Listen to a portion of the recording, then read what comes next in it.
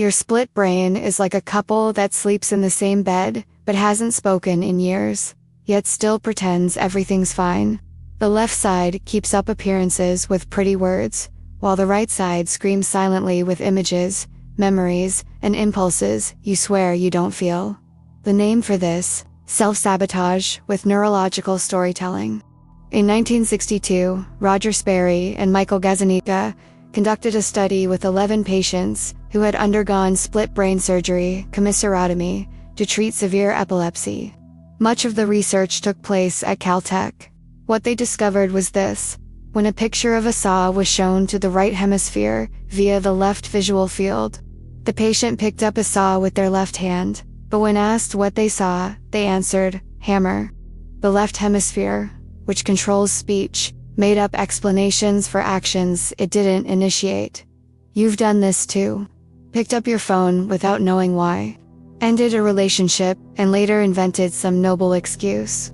An American psychiatrist named Ian Osborne, known for treating obsessive disorders through a neuroscientific lens, once said that the brain is an internal lawyer that fabricates memories to protect the story you want to tell about yourself. This isn't your fault.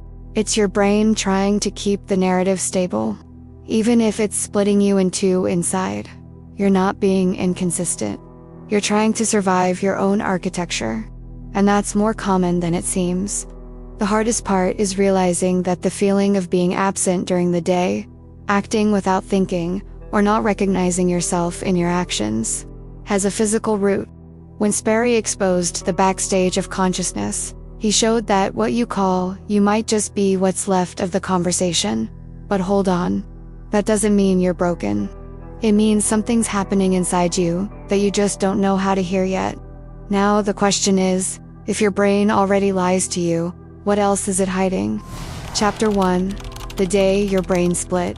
In 1988, a man named Joe underwent surgery to treat devastating epileptic seizures. A radical procedure. They severed the corpus callosum, the neural bridge that connects the brains to hemispheres. When he woke up from anesthesia, he seemed whole. He walked, ate, spoke. But during testing, strange gaps emerged. When an image was shown only to his left visual field, controlled by the right hemisphere, he couldn't name it. But he could draw it with his left hand. It was as if one part of him knew, and the other pretended it didn't see. It wasn't an isolated case. In The Man Who Mistook His Wife for a Hat, Oliver Sacks described patients who, after brain damage, lost awareness of their own bodies. One man tried to get out of bed and fought with his own leg, believing it belonged to a corpse lying next to him. He threw himself to the floor, trying to get rid of the other. It was just himself. But his mind could no longer stitch the whole together. Consciousness had ripped like torn fabric. The self was there, just without edges. The idea that you are a singular, whole, stable being is comforting, and probably false. The brain works like a noisy apartment complex, full of neighbors who can't stand each other but still have to share the wiring. The surgery just made that visible. What's scary about the split brain isn't the scalpel. It's realizing the separation was already there, hidden under the gloss of normalcy. The surgery just pulled the curtain back. You've probably felt it too. One part of you wants to stay, the other wants to leave. One that loves, one that sabotages. You smile while thinking about disappearing. You hold someone's hand while thinking about letting go. And then you invent a rational excuse, because you need to keep functioning, because that's what's expected. But the you in the mirror isn't always the same one who thinks or acts. Maybe Sperry's experiment didn't reveal something new. Maybe it just showed, with a scalpel, what's already happening in silence. The fact that you live with two brains in your head, and one of them might have been silent for years. Chapter 2. When you feel, but don't know why. You know that sudden feeling of panic that hits out of nowhere, like your body freezing mid-conversation, or your breath locking up just because someone said your name. Yeah, that's not you being weak. That's you being sliced from the inside. Your brain gets the signals, your body reacts, but the part that's supposed to warn you says nothing. You just feel it. Like a scream arriving before the word. And the worst part, you blame yourself for not understanding what you're feeling. In 2005, researchers at the University of Iowa, led by Antoine Becara, ran an experiment with people who had lost connections between emotional and cognitive areas of the brain, mainly between the amygdala and the prefrontal cortex.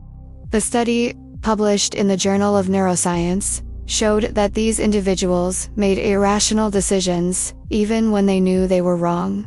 Their bodies reacted first, but their thinking minds couldn't process it. The result? They kept making choices that hurt them, as if trapped in an invisible loop. The sensation was acting without wanting to act. A lesser-known psychiatrist from Chicago, Dr. Neil Rankin, shared a clinical forum story about a patient who fainted when hearing common words like fork or shadow. No trauma was found at first, until he discovered that, as a child, she had been kept silent during long periods of abuse, and those words had been present in the room. She grew up, but her amygdala stayed behind. Her body was locked to an old alarm, while her conscious mind swore everything was under control. Rankin wrote, "She cried without knowing why, and hated her own body for it. You live through this kind of conflict and think it's your fault, but it's just miswired architecture. You're walking around with internal systems that don't talk to each other. One brain feels, the other tries to explain. But sometimes, one is mute and the other is blind, and you're stuck in the middle, trying to make it all look normal. Like your heart is screaming at full volume while your mouth swears everything's fine. But this internal split has a name. And no, it's not madness. Maybe you're just hearing one part of your mind and ignoring the other that's still you." Chapter 3. The voices inside you aren't madness. You don't have a personality problem. You have a communication breakdown. Parts of you never learned how to introduce themselves, only how to defend. So when you feel split inside, it's not drama. It's a symptom of a brain trying to operate in emergency mode with whatever pieces are still intact. There's not just one type of thought in there. There's the one that feels, the one that speaks, the one that compares, the one that judges, the one that hides. And when those processes aren't integrated, you act like you've been hijacked. And you have, by a part of you that froze in time. People with severe trauma, brain injuries, or chronic PTSD report exactly this. Thoughts that appear out of nowhere. Impulses that contradict what they wanted to do. Reactions that make no logical sense, but feel absolutely real. Your system is online, just not synced. You don't need more positivity. You need context. You need someone to tell you that this internal fragmentation is your brain trying to survive a story no one ever heard in full. What you feel isn't fiction. It's misfiled neurological data. Throwing affirmations on top of that won't help. You need to teach those voices how to sit at the same table. There is a way to do this. You have to create an environment where these parts can exist without punishment.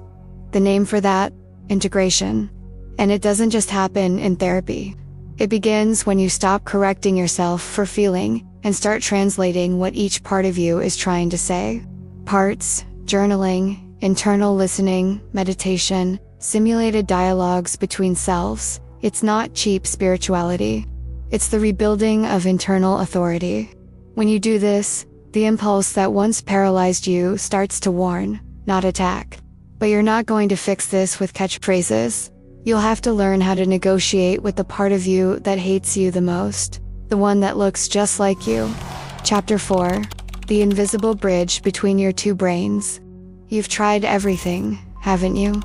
Mushrooms, fasting, 8-hour meditation playlists, cold showers, silent retreats, another video, one less psychiatrist. And still, the feeling returns. Like half of you wants to live, and the other half just wants it all to stop. The promise was that one of these practices would integrate you, heal you, reconnect you. But the frustration of still feeling half human only grows. And worse. Now, on top of the pain, there's guilt for not having worked. In 2017, researchers at Yale School of Medicine, led by Hilary Blumberg, analyzed 88 patients with a history of trauma and psychedelic use. The study, published in Neuropsychophorical, showed that isolated use of these substances without therapeutic context reduced connectivity between frontal and limbic areas, the opposite of what's often promised. Using resting state functional MRI, results showed a temporary increase in internal disorganization in 42% of the cases. In other words, accessing traumatic memories without support doesn't strengthen the bridge, it can collapse the structure. In the book, The Other Side of Silence, neuroscientist Thomas Insel describes a patient who sought spontaneous healing through ayahuasca ceremonies in South America. According to Insel, the man returned with more memories, but no tools. He spent months confusing hallucinations with revelations. His mind knew more than before, but it was as if the hemispheres had grown even farther apart, now afraid of each other. Insel concludes, experience without integration is just exposure. You didn't fail, but maybe you skipped a step. What connects a divided brain isn't shock, it's process. It's repetition, routine, daily translation of what each part of you feels. You don't need more intensity, you need stitching. Invisible stitching, inside, between the pieces still trying to make sense of each other. You want freedom, I know. But before you break the wall, maybe you need to learn how to cross the bridge. And yes, it's still in there, just silent. Chapter 5, How to Reunite What Was Broken. Your anxious mind is like a dog that learned to jump the gate even after it was fixed. You set a routine, bought a planner, meditated for 7 days, but your body still prepares to flee. Because it's not about willpower, it's about internal rhythm, and your compass still believes the danger is inside you. Those who live with anhedonia, with rejection, sensitivity, with the addiction to expecting the worst, they don't need motivation. They need predictability. The most cited pain here, in every possible phrasing, is, I've tried everything and nothing stuck. But what your fragmented brain wants is just one thing, to know what's going to happen. Not what you wish would happen, what always happens. One single habit, small, with a beginning, middle, and end.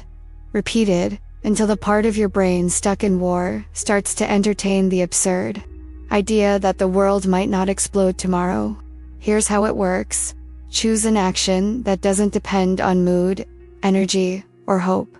Something mechanical, like cleaning a cup with bare hands for 30 seconds while listening to the sound of water. Always at the same time. For 21 days. Then you add a second action. Write down what you're feeling, without explaining, judging, or fixing. Just write. As if your inner parts were kids, and you're just noting what each one says. Then, silence. No music, no screen, no background noise. 3 minutes of no one distract me. This, done daily, isn't a mystical ritual. It's emotional survival, neural engineering. What you're doing, in practice, is teaching the parts of your brain to meet in the same place, at the same time. And that's when the impossible begins. You start to recognize yourself. You start to notice that the anger doesn't come from nowhere, that the impulse has a shape, that the apathy isn't your identity, it's a layer of ice over something still alive. And yes, it's still there. Do you still want to run away from yourself, or are you starting to come back?